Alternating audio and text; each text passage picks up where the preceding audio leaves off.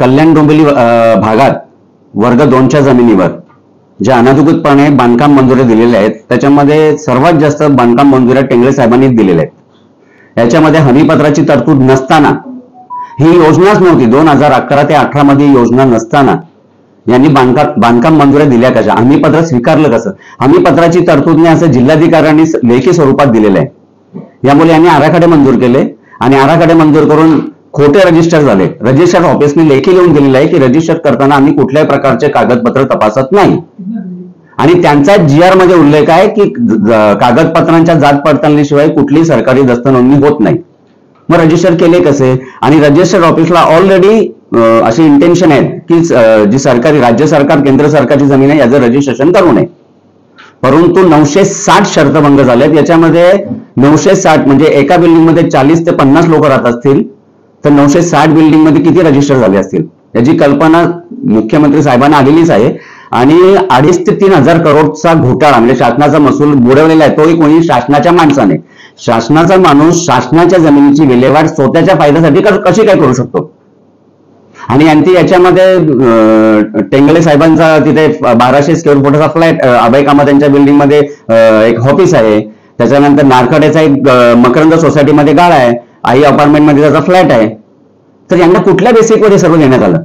आणि सर्वांची चौकशी व्हावी, या सर्व बिल्डिंगची चौकशी व्हावी की यामध्ये कोणाकोणाचे फ्लॅट कोणाकोणाचे कमर्शियल गाळे आहेत, सर्व समोर येईल आणि शासनाला महसूल मिळेल। 896 याच्यामध्ये अधिकारी प्रथमदर्शनी म्हणजे तेव्हाचे तत्कालीन आयुक्त असतील जे ई रवींद्र, आणि त्याच्यामध्ये आतापर्यंत 18 ते 19 वर्ष त्याच ठिकाणी बसलेला आहे तो म्हणजे सुरेंद्र टेंगळे। याच्यामध्ये असं झालेलं आहे की आम्ही अशिक्षित आहोत, आमचं शिक्षण अपूर्ण आहे, पण एखादा बँकेचा जो ऍडवायझर असतो तो ती सर्व कागदपत्र बघूनच तुम्हाला बँक लोन पास करतो। 20 लाखाचे लोन कोण पास करेल? तर त्यांचा ऍडवायझर त्यालाही 6% 5% दिलेले आहेत, त्याच्यामुळे त्यांनी तो 7-12 फेरफार पाहिलाच नाहीये आणि त्यांनी सांगितलं ओके करून दिलं। त्याच्यामुळे हे सर्व साटेलोट सर्व एकत्र बांधलं होतं। जमीन मालक, विकासक, वास्तू विशारद, त्याच्यानंतर आयुक्त KDMC, टाउन प्लॅनिंग वाला नगर रचनाकार, त्याच्यानंतर रजिस्टर ऑफिस आणि या सर्वांना सांभाळून घेणारे जिल्हाधिकारी कार्यालय, हे सर्व दोष आहेत यामध्ये। आपण यापुढे काय करणार? मी यापुढे आता माननीय लोक आयुक्तांकडे सुनावणी होणार आहे। त्या सुनावणीमध्ये माझी प्रथम मागणी आहे की या सर्वांवर गुन्हे दाखल करावे। 420 धमकी देणे, मला त्या बिल्डरने ऑलरेडी एक त्रयस्थ माणूस पडून धमकी देण्याचाही प्रयत्न केला होता, त्यामुळे मी यांच्यावरती गुन्हे दाखल करावे आणि त्या बिल्डिंगवर 34 लोकांवर कारवाई करावी। अगर त्यांचे कागदपत्र खोटे आहेत तर रेसिडेन्सी तोडून टाकावी, प्रायव्हेट प्रॉपर्टी त्याची जप्त करून आमचे पैसे आम्हाला व्याजासकट पूर्ण द्यावे। गुन्हे दाखल करावेच लागतील, नाही तर कायदा राहिलच कुठे? सर्व तुम्ही नियमाकुल करणार कसं? सर्व खोटे धंदे करून तुम्ही नियमाकुल कुठल्या आधारे करणार? तुम्ही कोणाकोणाकडे जात मग? मी प्रथम माननीय पंतप्रधानांना पत्रव्यवहार केला होता। त्यांच्याकडून पत्र आल्यानंतर करीड साहेब होते जे महाराष्ट्राचे सचिव होते, मग त्यांनी याबद्दल चौकशी केल्यानंतर संबंधित KDMC त्यांना 34 प्रकरण आहेत असं सांगितलेलं आहे।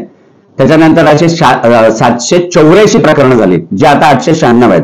आणि माननीय प्रांत साहेब गुजर आणि इंदुराणी जाखड कमिशनर मॅडम यांनी 2024 ला जुलै महिन्यात जे एफिडेव्हिट दाखल केलेलं आहे हायकोर्टात, याच्यामध्ये खोटी माहिती दिलेली आहे की असे 256 जागेवर अतिक्रमण झाले। 256 नसून ते 896 बिल्डिंगवर झालेलं आहे।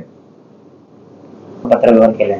हो, मी आताच संबंधित 31 जानेवारी 2025 ला तक्रारदार म्हणून एक परिपत्रक शासनाचं आलंय, त्या परिपत्रकामध्ये माझं तक्रारदार म्हणून नाव आहे आणि 31 जानेवारी पासून तर 1 फेब्रुवारी इथपर्यंत यांच्याकडे दर महिन्याला त्यांनी अहवाल मागितला असं त्या GR मध्ये आहे।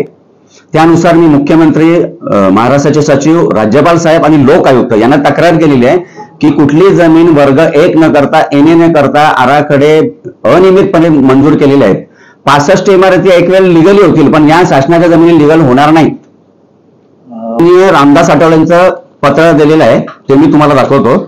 माननीय केंद्राचे सामाजिक न्याय मंत्री आहेत, या संदर्भात त्यांनी पोलीस आयुक्तांना पत्र दिलेलं आहे, तसंच त्यांनी कमिशनर मॅडम यांना पत्र दिलेलं आहे, पण कमिशनर मॅडमला पत्र देऊन अजून 6 ते 7 महिने झाले, त्यांनी मला त्याचं उत्तर दिलं नाहीये। काय पत्रक? त्याच्यामध्ये सांगितलं की वर्ग 2च्या जमिनीवर ज्या इमारती उभी केल्या त्याबद्दल चौकशी करून त्यांच्यावरती कठोर कारवाई करावी आणि पांडुरंग गोरेंना न्याय द्यावा.